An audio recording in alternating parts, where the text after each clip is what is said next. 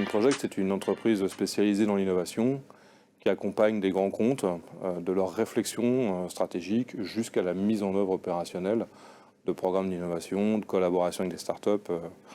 Donc non, c'est assez simple.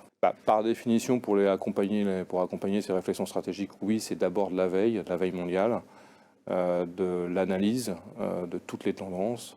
Et cette veille permet d'aider des comités stratégiques à prendre les décisions et de les aider après dans leur volonté de collaboration.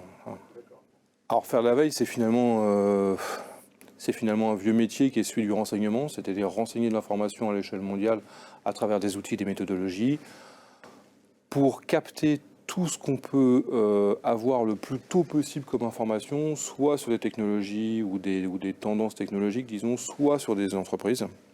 Donc en gros, c'est des métiers qui ont été créés par l'armée en fait. Donc on est des tout petits acteurs de ce monde qui a été créé bien avant nous. Le renseignement, c'est stratégique pour prendre les bonnes décisions. Alors nos clients, ils viennent chez Spring Project déjà parce qu'eux-mêmes ne sauraient pas intégrer chez eux une cellule de veille stratégique, parce que c'est de la méthodologie, c'est relativement coûteux, il faut savoir l'encadrer, l'animer, il faut savoir projeter les collaborateurs à l'international pour aller sur les différents événements. Donc c'est compliqué d'intégrer. Soit on est une très très grande entreprise, on s'appelle Orange ou Total, il n'y a pas vraiment besoin de Spring Project, soit on est une entreprise de taille intermédiaire. Ça sera assez rare qu'on le fasse parce que c'est des métiers un peu atypiques. Après, nos clients vont utiliser nos données pour étayer leur propre plan stratégique, que ce soit d'un point de vue technologie et investissement, R&D, ou d'un point de vue croissance externe, ou d'un point de vue collaboration avec des startups. Donc on va leur faire gagner du temps et techniquement parlant, on va leur faire des économies. Alors on suit plus de 1000 startups dans le monde aujourd'hui. Donc ça veut dire suivre, c'est les identifier, les qualifier, les suivre dans le temps et rédiger des notes sur elles. On en rencontre évidemment physiquement, plutôt à l'échelle européenne, même si quand on se déplace sur des salons comme le CIS ou comme le Web Summit au Portugal, on va être au contact direct. Et après, dans un second temps, on va clarifier leur position sur leur marché aujourd'hui, leur niveau de maturité et leur capacité à scaler leur modèle, pour pouvoir ou pas travailler avec des grands comptes au bon moment. Et quand en face de nous, on aura un grand compte qui dira « moi j'ai tel sujet, j'aimerais pouvoir l'aborder », on va dire ok, il existe X startups qui peuvent répondre à ces critères et on va faire le match à ce moment-là et on va les aider à collaborer. C'est pour ça qu'on dit qu'on va jusqu'à la mise en œuvre opérationnelle. Voilà. Et après, on peut aller même beaucoup plus loin sur des sujets typiquement de croissance externe, de prise de participation. Mais après, en gardant un rôle de neutralité qui est le nôtre, qui est de dire il faut que le grand groupe garde sa compétence de grand groupe et que la start-up garde sa compétence de start-up. Et le risque, il est toujours à ce niveau-là. Il est que l'un perde sa génétique de souplesse au bénéfice de l'autre qui a sa force de grand groupe. Il n'y a pas de mauvaise force, il y a des forces qui sont différentes. Donc on est, nous, un acteur un facilitateur de collaboration quelque part. Il y a deux grandes façons de travailler avec Spring Project.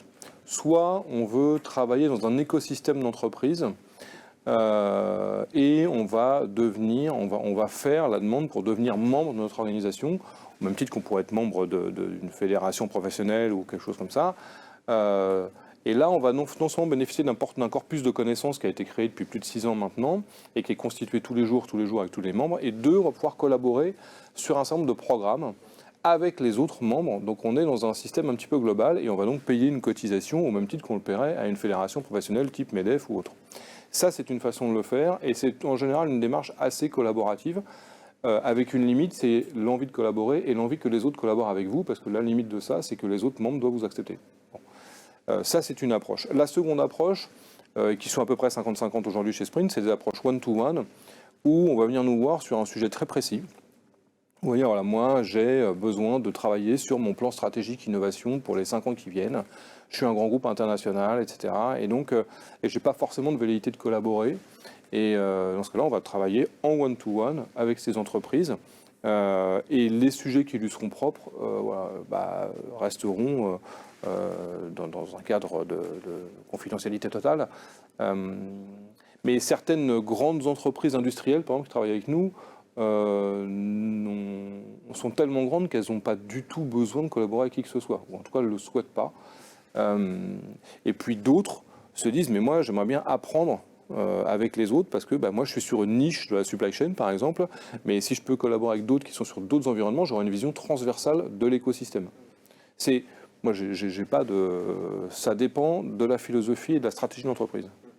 Alors on couvre, pour sourcer cette information, on fait ce qu'on appelle du scouting et on couvre une quinzaine d'événements internationaux. Les derniers qui ont été couverts sont le Web Summit au Portugal il y a quelques mois, et puis une partie de l'équipe revient du CES début janvier, où on est tous les ans, et on en couvre comme ça tout au long de l'année, partout dans le monde, selon les intérêts qu'on peut y avoir. Et parallèlement à ça, on a, du fait de notre expertise, on est aussi partenaire de quelques grands événements nationaux, pour le coup. Le prochain à venir sera le SITL, dont on est le Innovation Partner depuis 6 ans, c'est la 6e année qu'on sera aux côtés des équipes de RX France. Puis après, on accompagnera Top Logistics Europe à Saint-Malo au mois de juin, un engagement qui a été pris avec Comexposium depuis aussi quelques temps. On n'a pas énormément d'engagement parce que ça prend beaucoup de temps, donc on choisit vraiment les événements que nous on considère comme majeurs sur le marché français et au-delà d'autres partenariats médiatiques.